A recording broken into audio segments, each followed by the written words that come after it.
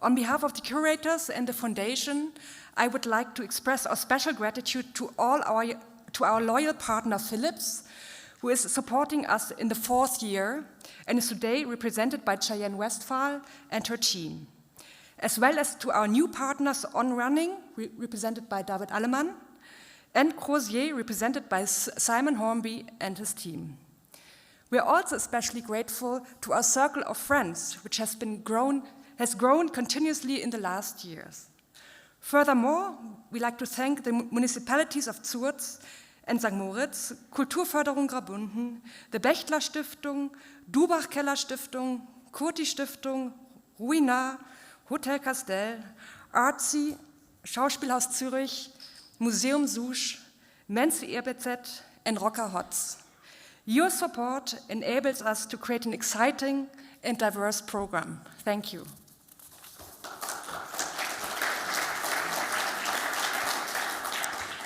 It is now my great honor to introduce Andrew Morley.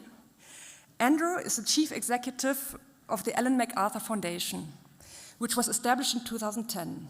The foundation aims to accelerate the transition to a circular economy, one that is restorative and regenerative by design, eliminating waste and pollution and keeping products and materials in high value use for longer.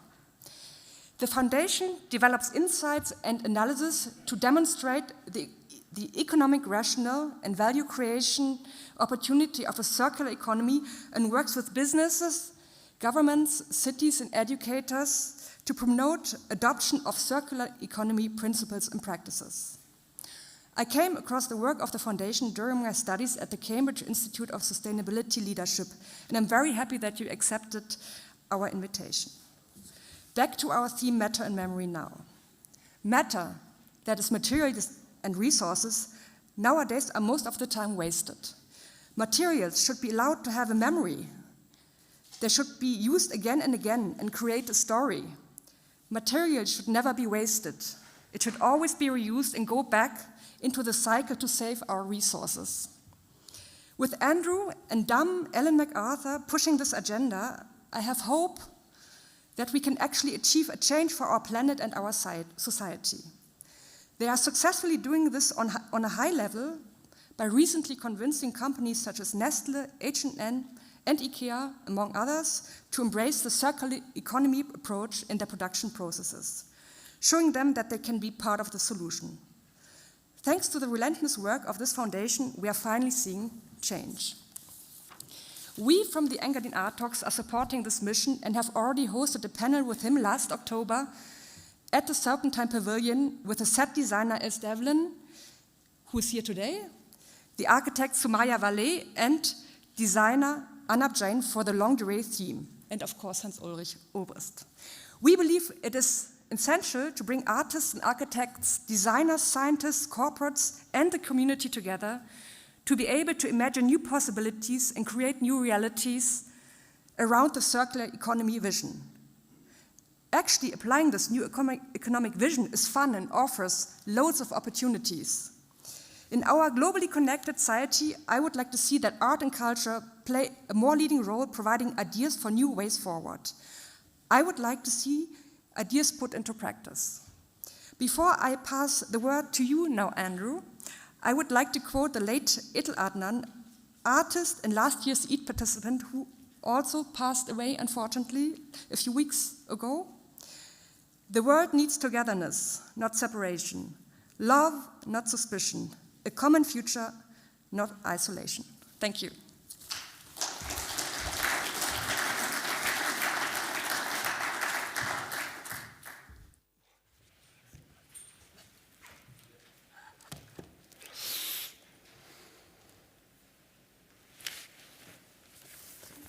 Good morning.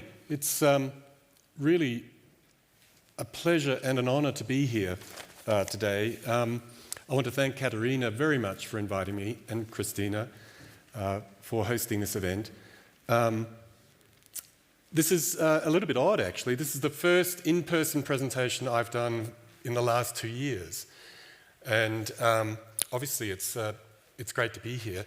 It's sort of a transitionary period because everybody's wearing masks, and I don't get the feedback. I don't know if you're happy or appalled, but hopefully this will be interesting to you. And I want to spend a little bit of time really doing two things. I really want to talk about an idea, and I want to talk about an approach. And I just also want to reflect on the fact that I've been coming up to Davos for the last 10 years. The foundation was established in 2010. We first went to Davos in the World Economic Forum in 2012. And every year, except for the last two because of the pandemic, Ellen MacArthur, myself, and a small team have come up to the Alps. And it's sort of interesting because we're here today and there's not much snow around and it's warm and it's mild. And part of me wonders, is this normal? Is this a symptom of global warming? I don't know. Maybe it's normal, but it's a thought that's in my mind, and it makes me reflect on where we are today and where we've come from. I thought it was really interesting talking about presentism and the fact that this is undermining history. If you think about your youth, I think about my youth, look at the average age of the people in this room. When we grew up as children, we had no concept of a world in crisis. I certainly didn't. I grew up, and my first memories are of Central Australia. I grew up in a world that was pristine. The sky was blue. It was full of extraordinary wildlife, birds, galahs, cockatoos, red dust, blue skies, pristine, clean water. The world was full of possibilities, and it was abundant. And I never heard of climate crisis, planetary crisis as a child. And when you think about today and youth of today, we have this incredible situation where the youth of today are actually anxious. They're anxious about the world. They're anxious about the future. And I'm quite sure that the pandemic and the lockdown has made this worse for people, and particularly for the youth who are trying to enter into the world and find their way, and wonder what role they can have and what agency they can bring to this world in crisis. So I don't want to spend a lot of time today talking about the challenges. I don't want to bombard you with terrible facts and challenges, but I want to give you a taste of some of the observations we've made as an organisation over the years, and also talk a bit about what's gone wrong and what the possibilities are in the future. So if we think about the economy of today, it's what we characterise as a linear economy. We take materials out of the world, out of the ground, from nature. We make products. We use them for an increasingly short amount of time, and we generate masses and masses of waste. We have normalised disposability, and this is a feature from the Life magazine, I believe in around 1956-57, which talks about throwaway living. And I thought it was quite interesting because it characterises this normalisation of disposability. And if you think about the personal lived experience you have of disposability, of the mountains of plastics waste that you generate in your kitchens, everything that you buy from the supermarket wrapped in plastics. If you think about the clothing that you have and the amount of clothing that you buy and the amount of time you use it, it's getting shorter and you're getting more of it. And if you think of food, we today have a world where we are extracting food rather than growing it in an ecological way. Just a few examples. So plastics, where the foundation has done a lot of work in plastics over the years, and we've done this deliberately as a demonstration case. We wanted to pick a material flow in 2013 that is ubiquitous, that everybody on the planet touches, and we wanted to explore this and really understand the stocks and flows of plastics in the world. It was really, really interesting. My background is in business. I spent really 20 years plus working for large corporates and doing analysis and really optimizing the linear economy. So I have a very analytic background. I worked with some of the world's leading management consulting companies. We are pretty good at analysis in the foundation. We approached this problem in 2013, the plastics story, and we said, let's go out and find the data on plastics. It's been around for 40, 50 years. It's become part of the world we live in. There must be loads of information about it. And there wasn't. We had very little understanding in 2013 of the stocks and flows of plastics. So we set about to really go and find out about it and to do research on it. And what we found was that we produce about 350 million tonnes of plastics per year, of which about 80,000 tonnes is used for plastics packaging. And after 40 years of promoting the recycling of plastics, and many of you will be aware of the chasing arrows, the triangles there on the right-hand side, which are on the bottom of packaging. This symbol was invented 40 years ago. So the problem of recycling, or the challenge of recycling, was known at that time. And we've been working on it as a society for 40 years. So when we did the analysis in 2014-15, leading up to a report we released in Davos, we actually found that of that 75 million tonnes of plastics, 40 years after initiating recycling, we only collect around about 12% of that. 12% of the volume that is actually put on market every year. And the vast majority of the plastics that is produced actually goes to landfill incineration, and a full 33% of it ended up in the ocean. And only 2% of it is recycled back into a flow of materials. That's after 40 years of trying.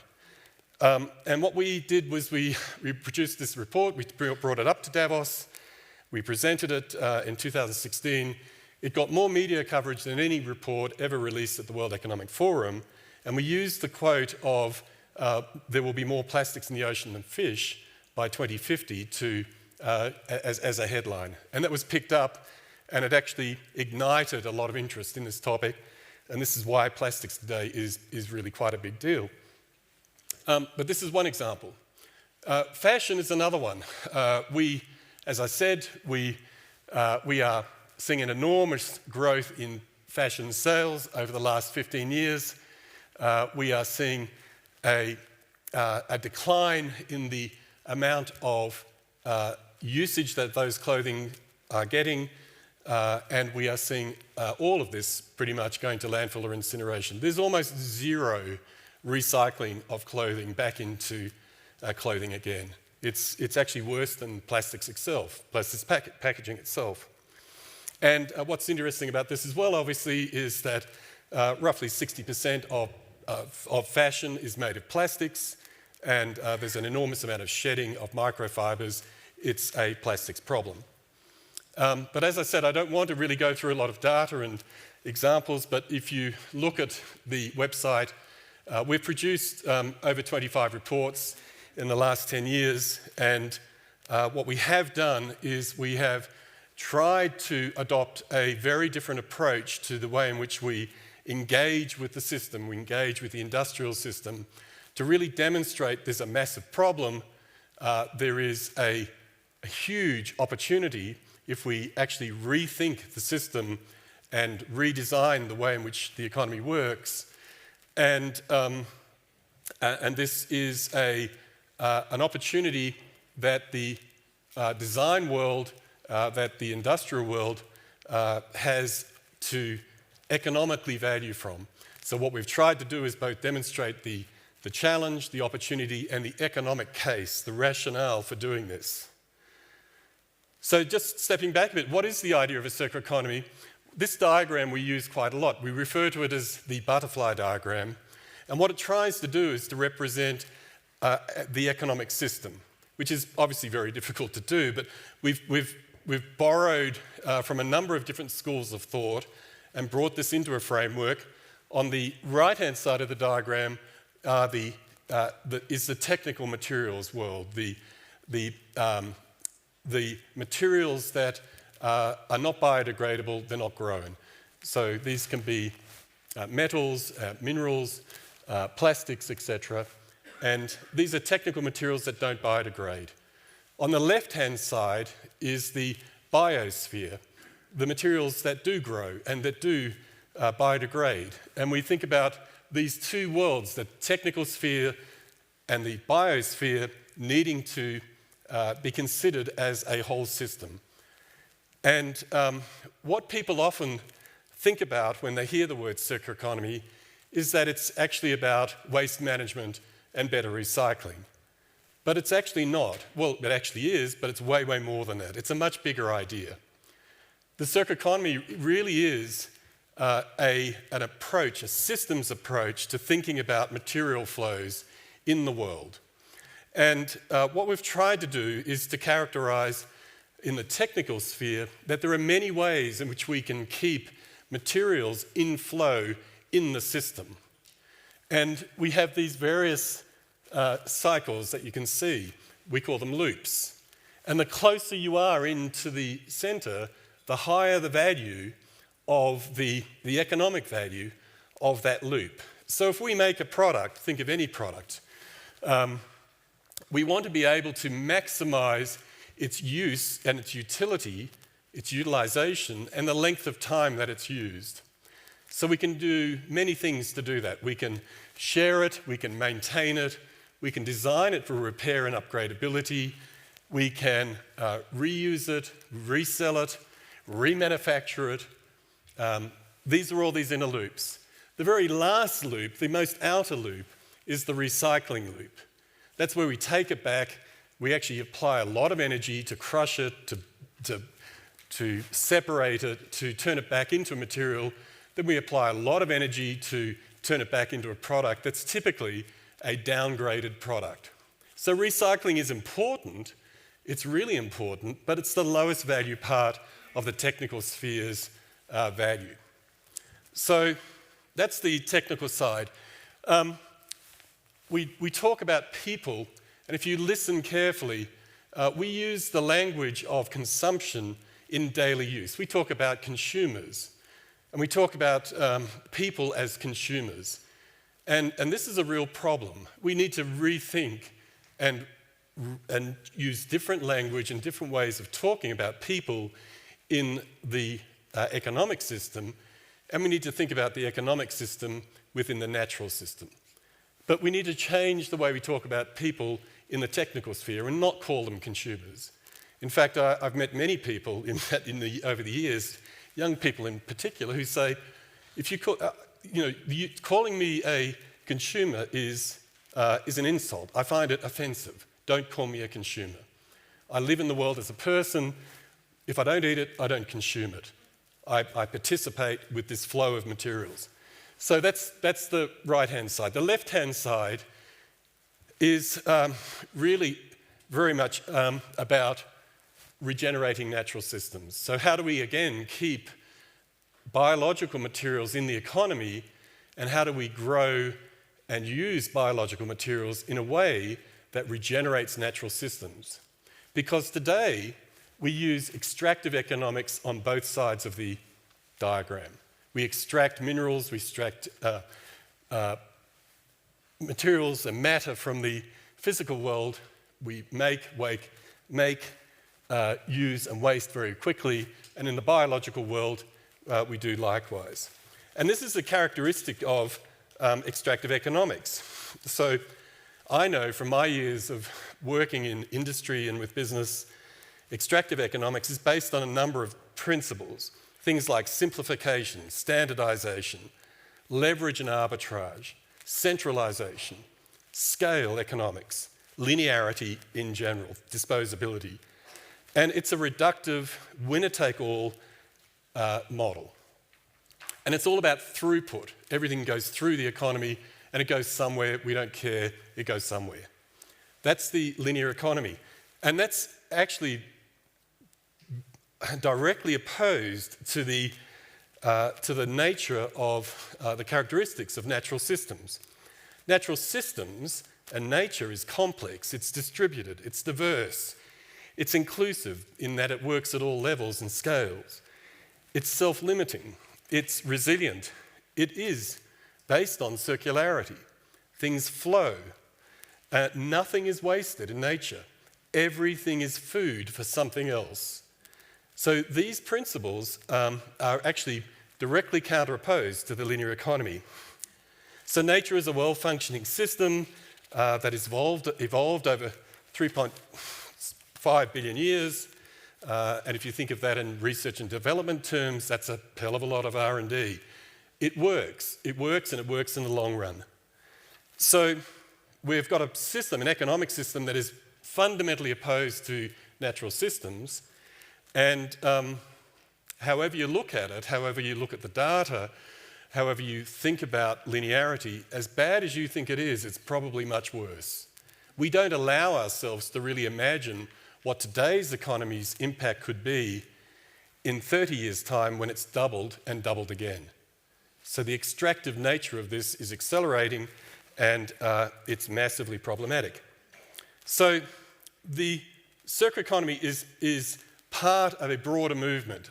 I hope I'm helping you understand that it's not just about waste and recycling, it's a systems approach, and it's part of a movement of a number of schools of thought that are focused on regenerative economics. And I know that the Engadin Arts talks have had Kate Rayworth talk about donut economics. There are a number of others that you should be aware of. The performance economy, cradle to cradle, biomimicry, Janine Benyus, who is an outstanding writer and talks about using nature as an inspiration for design. Regenerative design, I just wanted to give a plug for a book, because we seem to be doing that a lot today, from Michael Pollan and Sarah Ichioka. Michael we've worked with for many years. This book is called Flourish, and I know we're going to be talking about built environment through the course of today. I would very much encourage you to get this book. It only just came out. I only got it 2 days ago. It's terrific. It's a really good book. And these schools of thought, this regenerative movement is actually a significant step up from what we've seen in terms of sustainability over the last 30, 40 years. And I think it's fair to say, in my lifetime, having an awareness of sustainability and having an awareness now of the facts, sustainability as a societal agenda and endeavour has frankly failed to actually intersect and change the path that we're currently on. And one of the reasons for that is that sustainability, as it's typically practiced, is about reducing the harm of a linear economy, slowing down the damage. It's about lightweighting, it's about designing for less impact of the current linear system. And we know that this is not going to actually have the ability, and it's not had success in actually transforming the economy. Regenerative economics, the donut economy, circular economy, this is a fundamentally different idea, and it shifts the thinking from reducing the harm of a linear system to fundamentally redesigning product service systems in context, so wherever these exist in the world, so it's appropriate to context, so that the economic system itself is restoring the materials and the matter, keeping them in use, keeping them in the economy, and regenerating natural systems. This is a big idea. It's a very big idea. And the other point that we have worked very hard on for the last 10 years is to demonstrate that it's an economic idea that actually represents a huge potential for creation of new forms of value that operate at the national and at the company business level as well. And all those reports I showed you, if you go to those reports, you'll find a few interesting things. We don't talk about sustainability, and never have, as an organisation in the last 10 years. And we have argued the case for this being an economic idea. It's an economic solution, and it has to be. It frankly has to be. And it's going to require, it's a vision and a set of solutions that actually are relatively well understood. We know what needs to be done to shift and to redesign towards a regenerative economy, towards a circular economy. The challenge is really twofold. The first thing is that we need to shift mindsets. We need a societal shift in thinking around the economy and a recognition that we are part of nature, people. The economy is part, an interconnected, an integral part of natural systems. It's not a separate thing. We need to reconnect this idea in people's minds. So we need to mainstream the vision. And we need to build a societal understanding of the planetary boundaries and the implications of this, the need to operate within planetary boundaries. And we need to build this understanding of the interconnectedness of these various systems. We need to reconnect people with nature, particularly as everybody is moving to cities, and children and young adults are spending more and more time on screens and less time connecting with nature.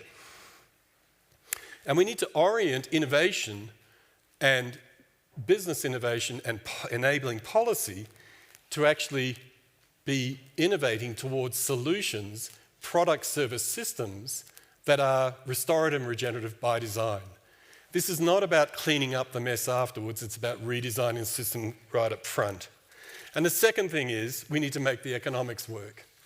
And if you look at all of the work that Kate Raworth does and Margaret Paulin and many others, there are many terrific examples of solutions of architectural designs and of city designs and of product services that really struggle to make it competitively, to compete economically with the linear economics that I characterized earlier.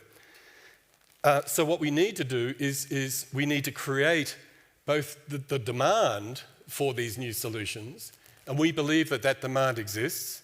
We believe as an organisation that there's actually a societal yearning for better solutions. I know when I go to the supermarket or I make a purchase, I want to make a better decision. I want to be buying something that is building natural systems, contributing to a better world, not making it worse. But it's very hard to do that. So we need to be able to characterise and demonstrate, give examples of products, services, solutions that are better and help people understand that these exist. And we need to scale those. We need to orient investment towards these types of products and solutions. So we work with many banks, many financial institutions, and we're working a lot on measurement and on actual transparency so that we can actually not only help people understand better solutions and what they look like, but help capital orient towards those as well, investors oriented, people who want to invest their money in better solutions. We want to orient the finance and funding of those so that they can take off. So these two things, the mindset shift in society and the getting the economics to work are the challenge. And that's what we've been working on for 10 years. We're continuing to do that. We spend a lot of time on building networks.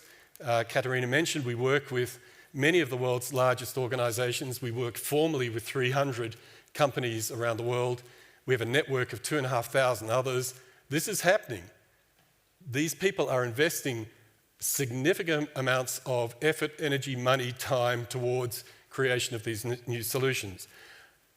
So network building is super important, but we also work with governments and cities, institutions.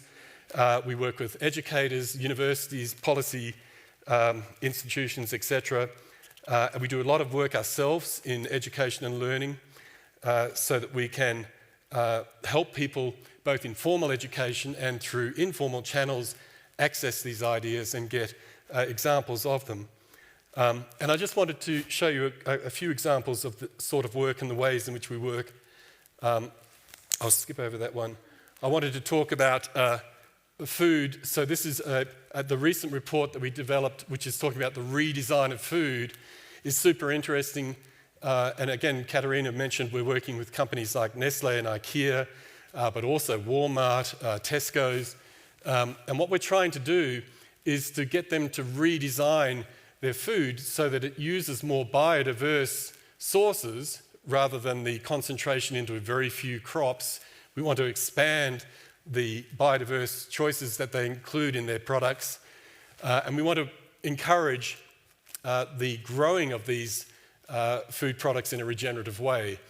Now, this is really high leverage stuff. 10 companies, 10 FMCG food companies and retailers in Europe and UK actually have a direct influence on 40% of agricultural land in Europe and the UK. So if these companies change the design of their food to be more biodiverse, use more biodiverse ingredients that are grown regeneratively, they change their relationship with farmers and shift from a race to the bottom to a more regenerative approach, this could have a very fundamental influence on land and the landscape in a very short order. And this is what's interesting about the approach that we adopt. If you think about how the world has changed in the last 20 years, global supply chains, the shipping of goods around the world, all of these things driven by industrial innovation, this has occurred at lightning pace. In 20 years, we've seen this transformation of the world. We can do it again. We can orient these organisations who have a massive influence on the actual what happens on the ground through the design of their product service systems and move very, very quickly. It's super important we do this. If we think about climate change, we mostly focus on energy and energy efficiency, but 45% of the answer is in the way in which we make and use things, including food. It's not just about electrifying the linear economy. We have to transform the economy. And I mentioned that we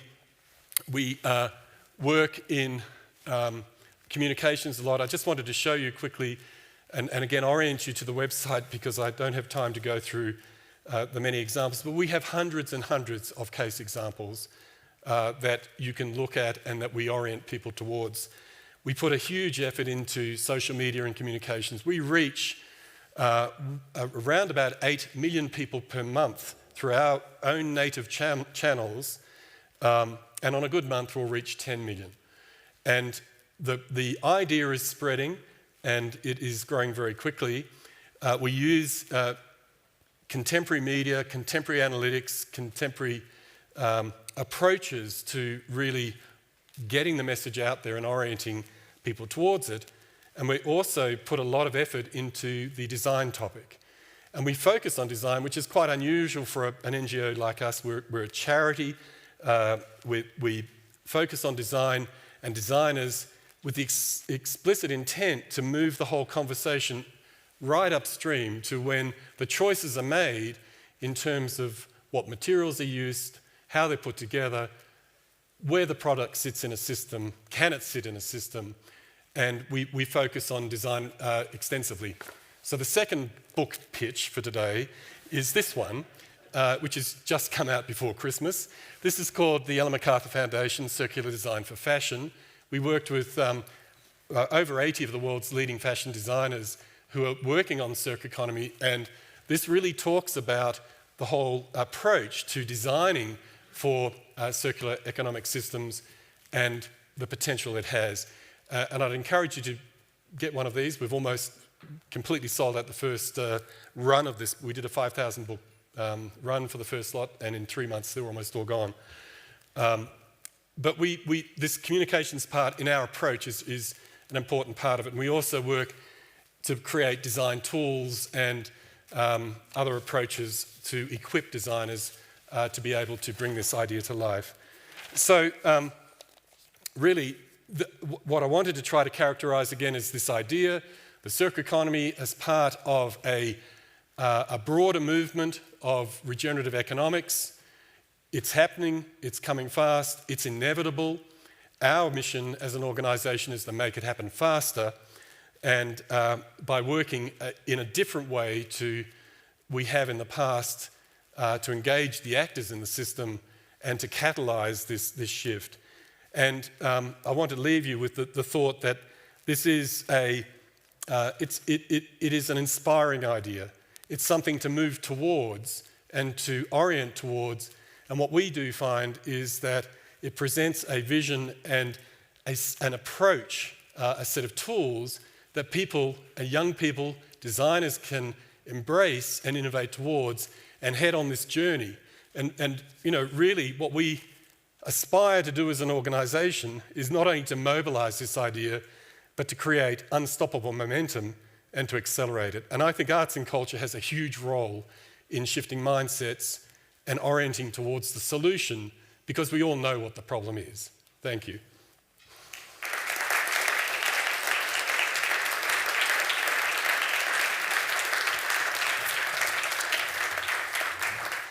Any questions? Hi.